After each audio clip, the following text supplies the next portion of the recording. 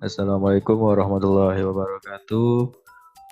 Perkenalkan, kami dari kelompok fosfat pada mata kuliah rekayasa bahan galian industri ini kami akan menjelaskan mengenai mineral fosfat. Baiklah,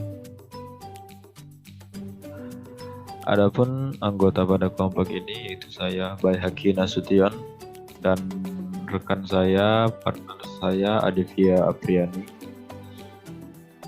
Nah, baiklah, pertama saya akan menjelaskan latar belakang kenapa mineral fosfat. Fosfat adalah unsur suatu batuan beku apatit atau sedimen dengan kandungan fosfor ekonomis. Biasanya kandungan fosfor dinyatakan sebagai bond phosphate of lime atau BPL atau triphosphate of lime TPL. Berdasarkan kandungannya itu P2O5. Fosfat apatit termasuk fosfat primer karena gugusan oksida fosfatnya terdapat dalam mineral apatit Ca10PO46F2 yang terbentuk selama proses pembekuan magma. Kadang-kadang endapan fosfat berasosiasi dengan batuan beku alkali kompleks, terutama karbonat kompleks dan cyanide. Nah, baiklah, rumusan masalah. Rumusan masalahnya adalah apa saja sih aspek fisik kimiawi bahan galian fosfat tersebut, lalu bagaimana proses pembentukan dan penambangan fosfat tersebut, bagaimana penyebaran bahan galian fosfat tersebut di Indonesia, lalu apa sih manfaat bahan galian fosfat secara umum, dan bagaimana tahapan pengolahannya. Lalu kita ke tujuan. Nah, tujuannya adalah untuk mengetahui cadangan fosfat di Indonesia, lalu mengetahui pengertian dari mineral fosfat, dan mengetahui pemanfaatan fosfat terutama di Indonesia itu sendiri. Ini adalah aspek fisik dan kimiawi bahan galian fosfat menurut The Industrial Mineral Handbook 1992. Spesifikasi fosfat di pasar internasional ini sebagai berikut. Memiliki sifat fisik, teksturnya, berpola, bentuk, ukuran, kristalinitas, dan rekan. Sedangkan ukurannya berdimensi kristal dan fragmen, ukurannya bebas. Alternasinya hancuran karena iklim weathering dan kalsinasi. Sedangkan sifat kimianya itu rumus kimia itu P2O5 di atas 42%. Lalu dia ada rasio CaO dan P2O5 itu 1,32 sampai 1,61 atau lebih rendah untuk mengurangi konsumsi asam.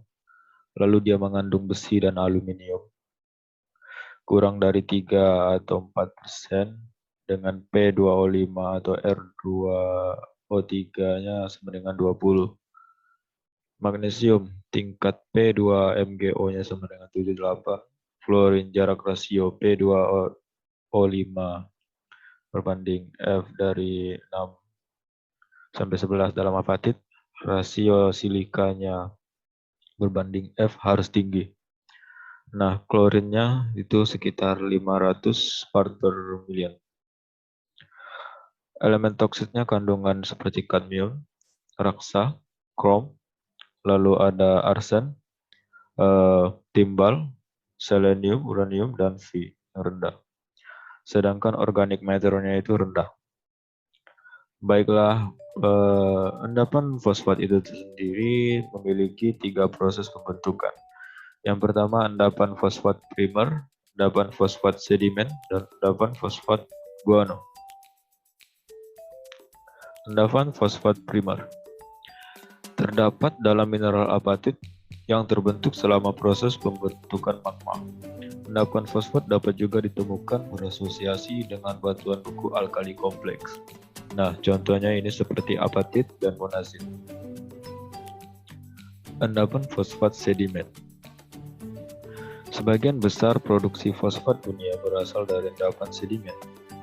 seperti gamping fosfatan dan pasir fosfatan yang terdapat di sepanjang pesisir kontinen bagian timur. Endapan tersebut termasuk endapan primer material fosfatan akibat kenaikan temperatur air atau pertemuan arus air bertemperatur hangat dan dingin, terutama di struktur cekungan di sepanjang paparan berbentuk kubah atau dome. Kandungan fosfat akan meningkat di suatu muara atau dekat muara sungai selama sejumlah organik dan nutrisi tumbuhan terendapkan dan terkayakan oleh adanya daur ulang di dasar laut seperti pelapukan dan pelindihan. Ini contoh endapan fosfat sedimennya, fosforit. Lalu guano. Endapan guano ini terbentuk dari sisa kotoran burung laut ataupun kelelawar di gua-gua yang terhimpun dalam jumlah banyak. Fosfat guano dapat berubah menjadi lapisan batuan di bawah koral setelah mengalami pelindihan. Batuan fosfat guano sebarannya sangat terbatas, tidak memiliki perlapisan, dan berwarna gelap.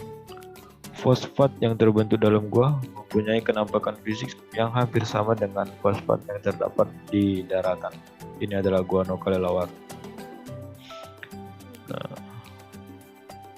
Selanjutnya akan dilanjutkan oleh Adevia Apriani. Penyebaran fosfat di Indonesia, jumlah cadangan yang telah diselidiki adalah 2,5 juta ton endapan guano dengan kadar P2O5 sebesar 0,17% hingga 43%, dan diperkirakan sekitar 9,6 juta ton endapan marin dengan kadar 20% hingga 40% P2O5. Proses penambangan fosfat pada umumnya digunakan adalah tambang terbuka. Di beberapa negara tidak jarang digunakan sistem tambang dalam, yaitu pada negara Rusia, Maroko, Tunisia, Mesir, dan Amerika Serikat. Di Indonesia sendiri menggunakan tambang dalam dengan sistem gopering.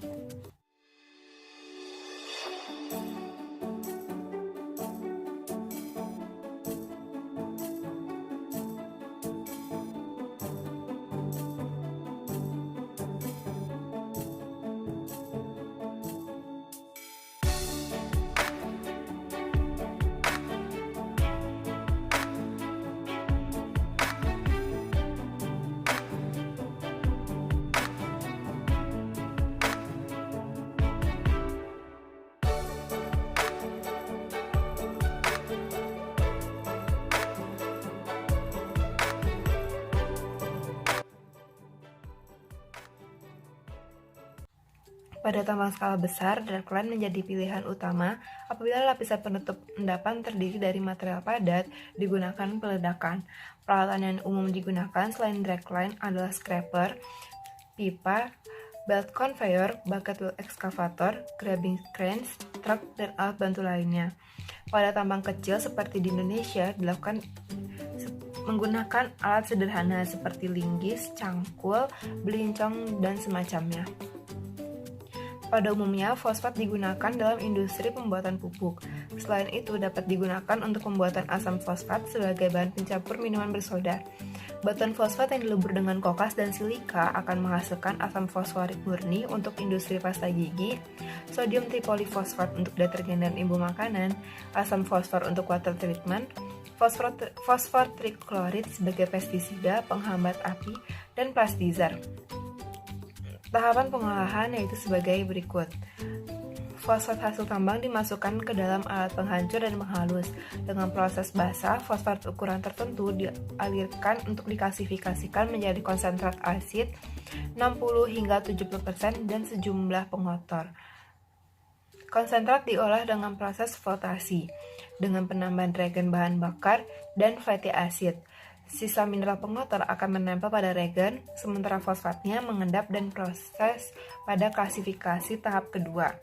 Konsentrat hasil klasifikasi dimasukkan ke alat pengering dan siap dipasarkan, sedangkan mineral pengotornya diproses kembali. Dalam hal khusus, pengolahan fosfat memiliki cukup banyak variasi, yaitu seperti pengeringan dan penggilingan. Untuk kemurnian sangat tinggi cukup diolah dengan pengeringan hingga tingkat kelembaban tertentu, lalu digiling sesuai ukuran butir yang diinginkan konsumen.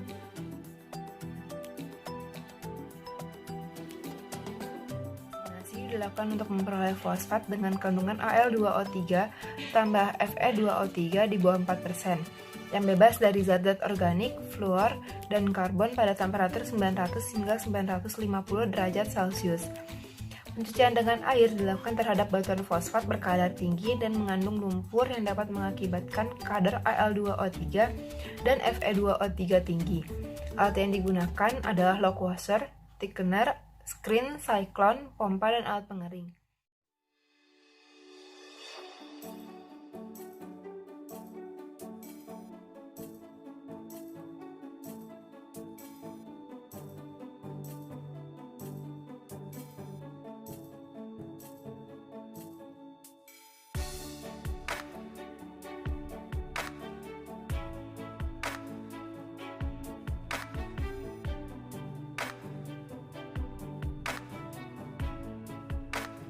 Lalu flotasi digunakan terhadap batuan fosfat apatit atau kolopanit untuk mengapungkan mineral ikutannya.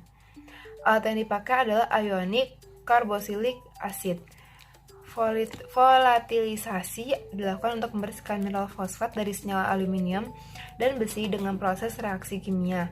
Aluminium dan besi diubah menjadi Cl3 dan FeCl3 yang bersifat volatil dengan cara penggurusan, pemanasan, dan pemasukan gas HCl. Lalu reduksi dipakai untuk pengambilan fosfor. Pencampuran dimanfaatkan setelah menambahkan fosfat kadar tinggi pada rasio tertentu sehingga dicapai kadar yang diinginkan. Pelarutan atau pelindihan adalah untuk pengurangan kadar MgO dalam batuan fosfat tanpa mengurangi kadar fosfatnya. Apabila kadar MgO lebih dari 0,3%, akan timbul kesulitan dalam pembuatan asam fosfat. Pelindihan dilakukan dengan penambahan asam belerang, amonium, dan SO2. Peralatan yang digunakan untuk pengolahan meliputi penampung biji, grizzly, ban berjalan, penghancur atau crusher mill, ayakan, pompa, alat flotasi, classifier, thickener, pengering, dan alat bantu lainnya.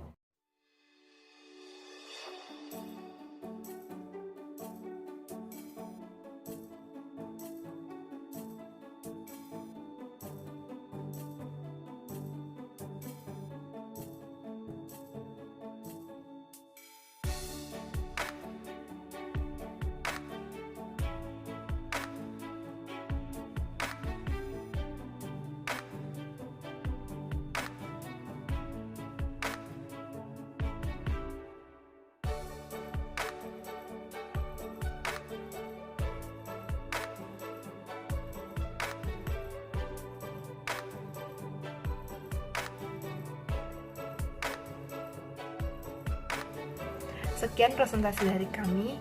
Wassalamualaikum warahmatullahi wabarakatuh.